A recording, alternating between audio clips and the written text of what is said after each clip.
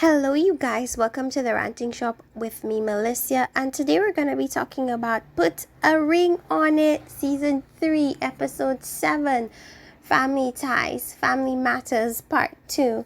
And we're going to go couple by couple.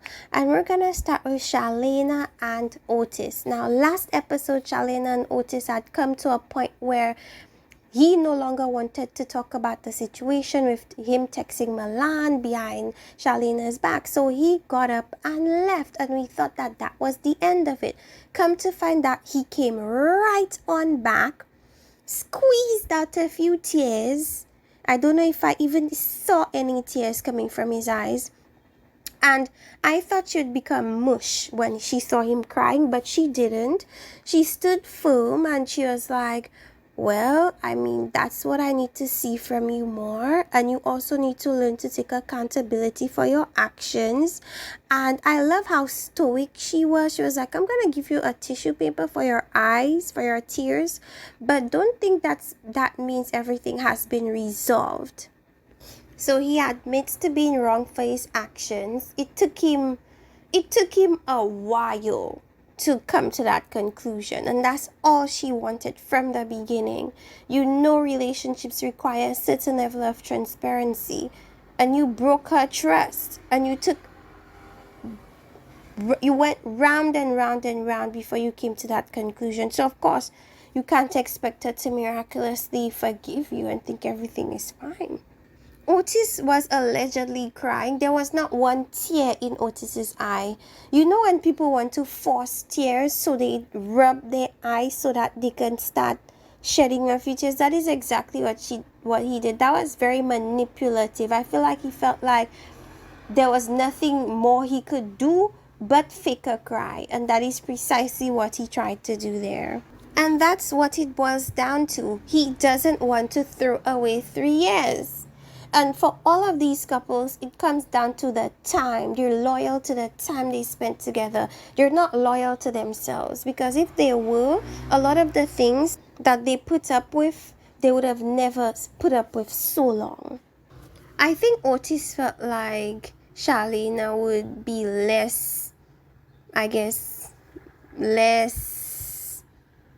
more lenient towards him since his tears. But she's not been, because at the end of the day, you still have issues with taking accountability. You still keep blaming her for your actions, and you need to stop that. So I'm happy she said that we will see, because it's not about what you're doing right now. It's about your actions moving forward.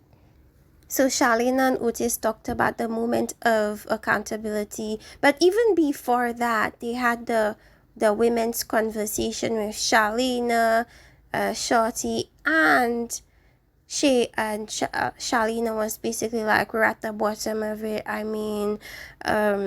It's been tough. It's been really difficult for them going through the whole process with Otis and his issues, and I'm pretty sure she has problems too.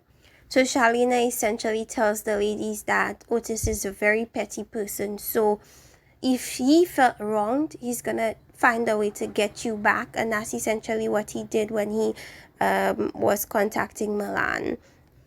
The way Shalena was speaking makes me feel as if she was also trying to get Otis back when she when she actually saw him crying and was not wanting to console him or be nice to him. It was kind of like get back for when he was mean to her. So still they have this tit for tat type of relationship where if you do me first, I'm gonna do you. If you do me back, I'm gonna do you back, that type of thing. So Charlie's telling the women, don't let anything someone else does make you feel less than. But so far, Otis has treated her like scum a little bit, and she's still there. So she should also take her own advice. Not saying that it's not good advice, but she should take it. Otis was only emotional because he felt like she was gonna leave and he didn't want her to leave, period. That wasn't authentic. That wasn't genuine tears. I don't believe it at all. he mentions it's never happened before, him breaking down and everything like that. But this was a moment of desperation for him. He did what he felt he needed to do in that moment. Do I think he's changed or has become this more emotional and accountable person? Absolutely not. So they go to Charlene and asked about her date. She said the guy was handsome. He was a football player. He admired her outfit the same way Otis did. That was a little dig at Otis. Now they're asking her whether she'll go on another date with him, and she says before she was thinking one way and now she's changed her mind. This is what I think she's come to the conclusion of. I feel like she would have gone on another date with Chris if Otis did not apologize. But since Otis has apologized, then maybe she takes it as a step in the right direction. She's not gonna go on another date with Chris at all. So I think that's what the conclusion would be. Now, Kenneth and Shorty. Now, Kenneth is gonna meet with his brother and they're gonna talk a little bit about his dynamic with Shorty. So Kenneth's brother feels as if he's being strung along by Shorty, and it's because Shorty feels like she could treat him however he wants and he's gonna stay.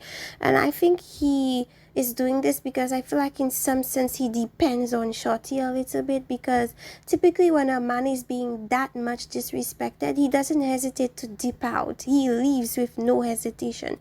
And so the reason why I think he's sticking around is because maybe it's for financial reasons, and that's what I'm coming to the conclusion of. Then they dropped a little bit of insight into what happens when Shorty and Kenneth fight. And what she does is contacts Kenneth's mom to talk to her about, I guess, their falling outs or the bad things he does. And to me, I think that's a little bit childish. And his brother doesn't appreciate it either. He apparently bashes him to his entire family. And I don't even think she cares which side they're on. I just feel like she wants to vent, and maybe that's the only people she can vent to him about. And so the brother sees it as a major red flag because he sees her as a grown woman and she should do what grown women do, which is sort out your business on your own. Kenneth makes me laugh. Kenneth said, in fact, you think his mom is gonna beat him or something? In fact, his mom might just whoop her AWS for coming to him with some nonsense. For coming to her with some nonsense. So we learned that Shorty allegedly has a temper, and that's something that apparently she needs to work on. I just feel like Shorty's just putting out all her frustrations on Kenneth because she wants him to fix up and he's not fixing up at the pace that she wants him to. So Shorty goes on a date with Tavin and she likes him a lot. You could tell she finds his neck tattoos attractive. She thinks that he talks and makes sense. She thinks that he's a nice person. She clearly seems like she wants to get to know him. It seems like Tavin is a breath of fresh air for her. And I feel like it just speaks to how much she wants to leave her current relationship because she sees it as a dead end and she just wants to make some type of move somewhere else other than with Kenneth. And so she would probably take on anybody, and it just happens to be that it's Tevin. And she thinks he knows what he's about financially, and that's where she looks like she wants to go. So Shorty has the sit down with her mom, and I think I forgot that part. And her mom is basically telling her marriage is a lifelong thing. It's supposed to be done with eternity in mind as far as being together with a spouse, and so you have to pick carefully. And I think she was looking for her mom to disapprove of Kenneth so that it would give her the courage to leave. I feel like throughout the process Shorty has been wanting an excuse to leave. She's been looking for people to tell her to leave, and I think that's what she was wanting from her mom. So her mom makes it very clear that based on what Shorty has told her about Kenneth, immaturity may be something that he needs to work on. And Shorty discloses that they had some financial goals. They wanted to save up money to buy a house. She saved up the half of hers. He wasn't able to save anything on his part. And so because of that, they're at the same spot they wanted to elevate from. She's saying that she doesn't like what her mom is saying about Kenneth or whatever the case is. I don't buy it at all. I think she likes hearing it secretly, and that's what she wants to hear so she can make the decision that she wants to make, which is to leave the relationship.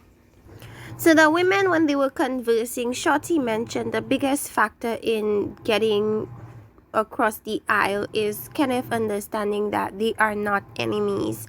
And I think that is absolutely the case for Charlene and Otis, because they act as if they're like rivals, they're like frenemies or something. They are together, but they secretly want to get back at each other. But for Kenneth and Shorty, it's more so Shorty feeling as if Kenneth is like holding her in this cage, doesn't want to let her go, does things to try to keep her in the relationship. And I think she feels like sometimes they're against each other. And so that was quite profound because it relates to most of the couples on that show. So Shorty and Kenneth at the lounge, at the meeting, she was talking about her date and talking about how when she's really interested in somebody, she really listens, which speaks to the lack of her listening to Kenneth, because I feel like she's over him and she's over the same fights they constantly have, and she wants nothing to do with it. And I feel like it was a little bit of an insult to Kenneth as well, because it's like you're basically saying to everyone that you prefer to listen to a stranger than really listening to me. And I just feel like it's essentially because she's just over it. And then she talks about all those qualities about Taven that she liked, and Kenneth mentions she said the same thing about me. So there is definitely a pattern of men that Shorty tends to go for that may not necessarily be the right type of men for her. The neck tattoos and so on and so forth. The lying and all these things. So I don't know. We shall definitely see, but I do not think that they're gonna make it. But we shall see. So in the previews, we see that Shorty and Kenneth get into a really big fight. I don't know if it would lead to... It does seem like there was some bit of reconciliation there, but I don't think it's gonna translate to marriage per se. Now let's get into the last and final couple, Shay and Alfonso. So Shay's talking to her man, and after talking to her mom, all of a sudden, she knows now that she needs to put clear boundaries in place as to what she wants and expects from him. And now she wants to sort of try to implement it with him now. But I feel like she has tried before, but it's been unsuccessful. And the biggest reason it's been unsuccessful is because if you're gonna stay regardless of him not meeting your expectations, why would he feel the need to want to meet it all of a sudden? I mean, there has to be some type of consequence to him not giving you what you want. And if there's no consequence, why would he listen? So the problem is essentially Alfonso is being extremely passive when it comes to combining Shay with his mom. I feel like he doesn't want to do it because he doesn't want to cause drama between him and his mom. And because of that, he's tending to kind of drag his feet on giving Shay what she wants, which is a relationship with his mom. I also feel like he wants to keep the peace with his baby's mother, and he kind of, well, later on when he talks to Dr. Nicole, we'll speak more so then, but it seems as if he essentially wants to keep the peace amongst the women in his family and doesn't want to ruffle their feathers. Why is he assuming so much? Your assumptions, according to Shay, has led you guys to a place where she's at odds with you because you refuse to initiate the formation of a relationship with his mom. Like, it's because of your assumptions. So there we have it. Mom thinks Alfonso is still with the baby mama. So Shay coming into the picture will be very weird for the mom, because she's like, but I thought Alfonso was with my grandchild's mom. That's the issue there. Alfonso is still acting like he doesn't know what's going on in his own life. He doesn't know where they are at, why they're there, nothing. And that's the frustration she has with him, because the issue stems from you and you refuse to do anything about it. And as I said before, it's because he wants to keep the peace. And I think he's playing dumb. He knows what the issue is. He just doesn't want to address it, because he doesn't want to cause any friction between him and his child's mom. So now that she is making it very clear to Alfonso that if you don't do these things that I really want you to do, I'm gonna leave. Now he's getting scared. So men that get scared like that, they tend to just do things because they want to appease the woman, but not because they really want to do it. Look at Otis squeezing out those fake tears. He did that only because he felt like that was his only way out, the only way to get through to Charlena. But anyways, let's see if that's gonna work. The visit with Dr. Nicole. Now notice, you guys, that Dr. Nicole has only visited She's only visited one couple, and that couple has only been Alfonso and Shay. She has not visited any other couple thus far, which is why I like to tell you guys, it's a show at the end of the day. So everybody does not get equal treatment and equal access to the therapist. So we get deeper into why there's so much friction between Shay, his baby mama, and his mom. So essentially, the baby mama and the mom does not take Shay seriously. They think Shay's just gonna be a girl that Alfonso is with temporarily and is eventually gonna drop.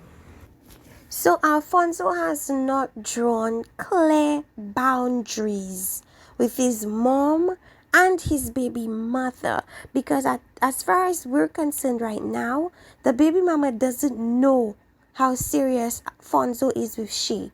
She's thinking that at any moment, if she wants Alfonso, she can get Alfonso. But that's the problem. That cannot be so if you're in a relationship and you want it to lead to marriage. So he kind of has to speak to the baby mama to let her know that you're valuable to me, but now the dynamics of our relationship has changed. That's all he has to do. The man has to just put his foot down as a man and say what it is. And that is essentially what the problem is with Alfonso and Shay. At the end of the day, you may want your mom to embrace Shay, but if you never set any precedents, if you never set any clear boundaries, then what do you expect your mother to follow? She's gonna go with what she knows at the end of the day. So I think his expectations of his mom are a little bit unfair, since he's the one that should have set the precedents and didn't. So Shay essentially wants Fonzo to just determine, what am I to you? Am I going to be your wife? Am I going to be somebody that's important in your life long term? If so, then act accordingly. Set the boundaries. So I suppose the biggest takeaway from this episode is communication, communication, communication. If there's no communication, if there's no clear, efficient communication, then you cannot expect things to go and just fall into place. Life doesn't just work like that. You have to be the catalyst for things that you want to fall into the places that you want it to fall into. So you guys, let me know what you think about this episode of Put a Ring on It. Did you like it? Did you not? Did you think it was a little boring? Did you think it was lively?